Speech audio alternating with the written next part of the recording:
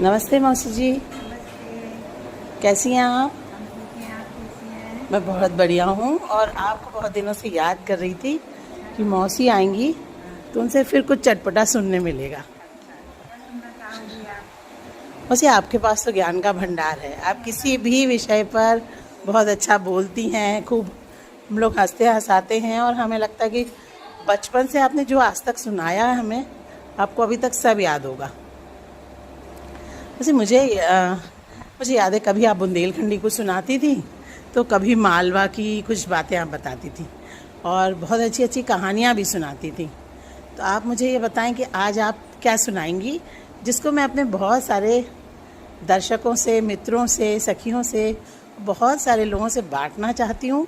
आप लोग हमारी धरोहर हैं और मैं बहुत भाग्यशाली मानती हूँ अपने को और अपने साथ की पूरी पीढ़ी को कि हम लोगों ने अपना बुज़ुर्गों का सम्मान किया है और आगे की पीढ़ी को प्यार, अपने बच्चों को तो सब करते हैं, आगे की पीढ़ी को भी हम प्यार कर रहे हैं और अपने माता पिता, दादा दादी, नाना नानी, उन सब का भी बहुत अच्छा समय हमने देखा है। तो मौसी जी, क्या सुनाएंगे आप आज? आप क्या सुनना चाहोगे? मौसी, मुझे लगता है बचपन में एक बहुत अच्छी कहानी सुनाती थी, विष्णु जी और लक्ष्मी जी वाली। तो हम लोगों ने तो सुनी है, याद नहीं है उतनी हमें, लेकिन हमारी पीढ़ी ने शायद तो किसी ने नहीं सुनी होगी। तो आप मुझे वो लक्ष्मी जी और विष्णु जी वाली कहानी सुनाइए। अच्छा,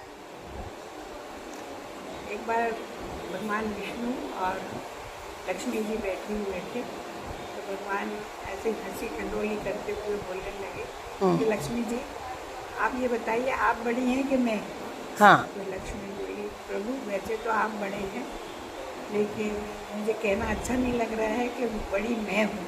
जी। तो भगवान बोले, कहने लगे, ये क्या बोल रही हो, मेरे से बड़ी तुम हो? कहने लगे, हाँ प्रभु, आप देखिए आपके नाम, कहने लगे, मेरे नाम के आगे लक्ष्मी नारायण लगा इसलिए तुम बड़ी हो? तो कहने लगे, नहीं प्रभु, वैसे भी लक्ष्मी है वही नारायण है।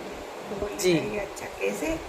बोलने लगे, देखिए आप देख लो, संसार को देख लो। कहने लगे, देखो मेरे भक्त जो है ना, इतने वचनबद्ध हैं, जो कह दिया, मेरे से जो कह दिया, वायदा कर दिया किसी से भी कि भगवान की शपथ है, भगवान की सौगंध है, तो फिर कहने लगे उस वचन को अपना निभाते हैं। अच्छा, कहने लगे तो फिर हो जाए। तो दोनों चले और वो जो है दोनों भगवान विष्णु और लक्ष्मी जी चले तो एक नगर में गए। वहाँ पर एक सेठ जी की बहुत बड़ी धर्मशाला बनी हुई थी जी। और बन के तैयारी हुई थी। उन्होंने कहा, कहने लगे कि यहाँ पर मैं पहले विष्णु भगवान गए, कहने लगे कि भाई इसमें कोई कमरा खाली है, हम साधु महात्मा हैं, हमको एक कमरे में धूनी रमाना है। तो जो सेठ जी थे वो बहुत प्रसन्न हुए और उन्होंने कहा, कहने लगे, भगवान प्रभु आप हमारे मेहमान हैं, नई धर्मशाला है, आप चाहें जिस कमरे में चाहें धर्मशाला में आप धूनी रमा सकते हैं।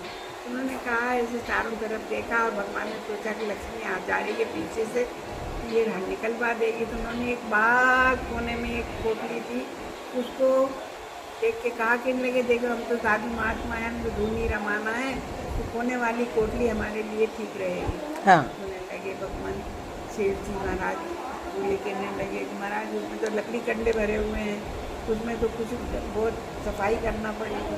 कहने नहीं, साधु महात्मा को काय का सफाई, काय का कमरा, आप तो वो यहाँ उसमें रमा। तो उन्होंने लकड़ी कंडे सब बाहर पटक दिए। उन्होंने अपने कर्मचारियों को बुला के अलग करवाया और भगवान उसके अंदर चले गए। उन्होंने अंदर से बंद कर लिया और जैसे ही भगवान ने दरवाज़ा बंद किया, अब लक्ष्मी जी पीछे पीछे आए।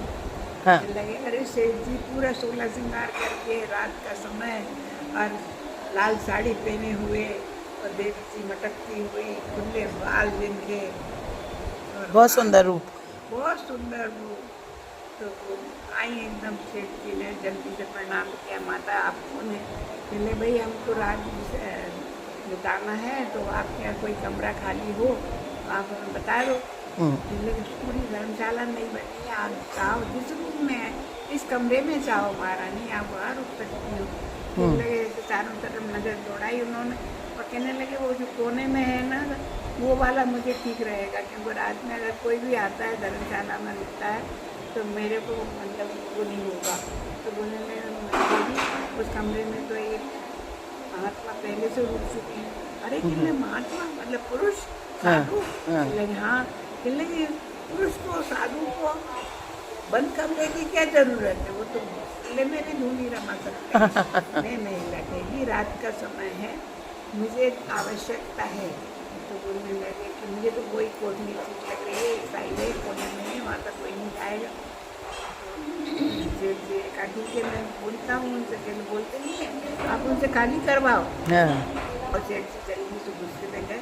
महाराज आप बाहर धूनी रमा लो, या कोई कमरे में देवी आई हैं, उनको तो एक कमरा कोने में चाहिए है यही वाला। भगवान कुछ नहीं बोले। उन्होंने फिर से कहा कि जो भी महात्मा आप अंदर से बाहर आइए, देवी आई हैं, उनको कमरे की ज़रूरत है, उसमें रुकेंगी वो रात को।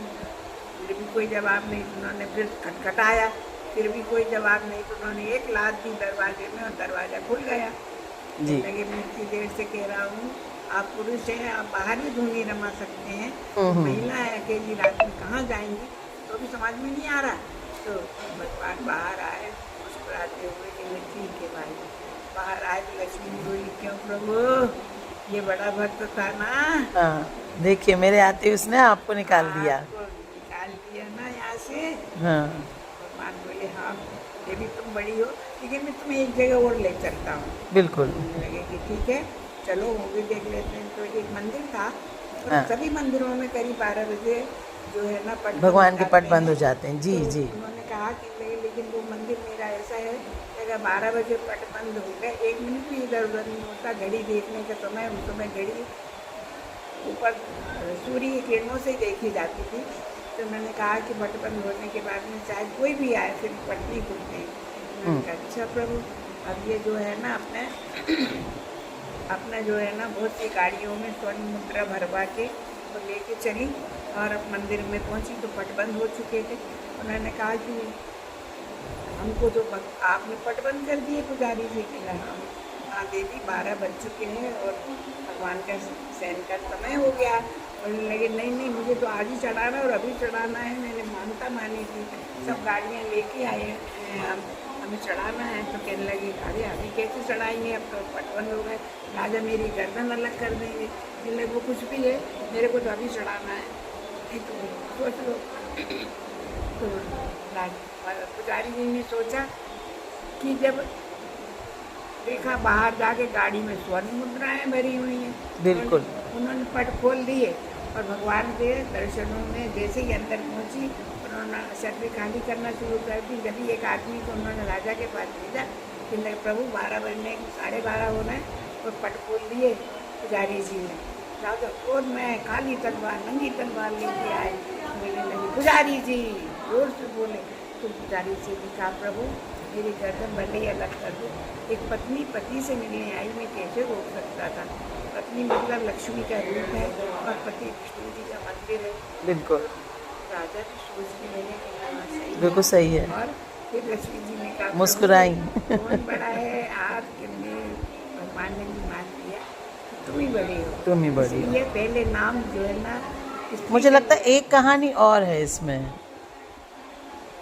हाँ तो फिर इसलिए उनको लक्ष्मी नारायण कहा जाता है।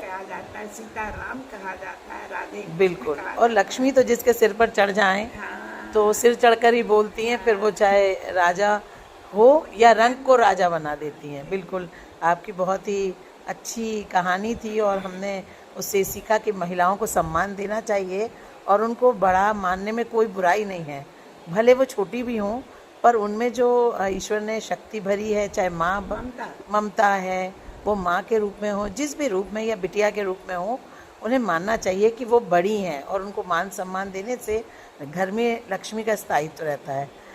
धन्यवाद मौसी जी। मैं फिर आपसे कुछ किस्सा सुनूंगी, कुछ कहानी सुनवाऊंगी लोगों को, कुछ गीत आपके हम सुनना चाहेंगे, तो मैं आपसे पुनः मिलूंगी। राम राम मौसी जी।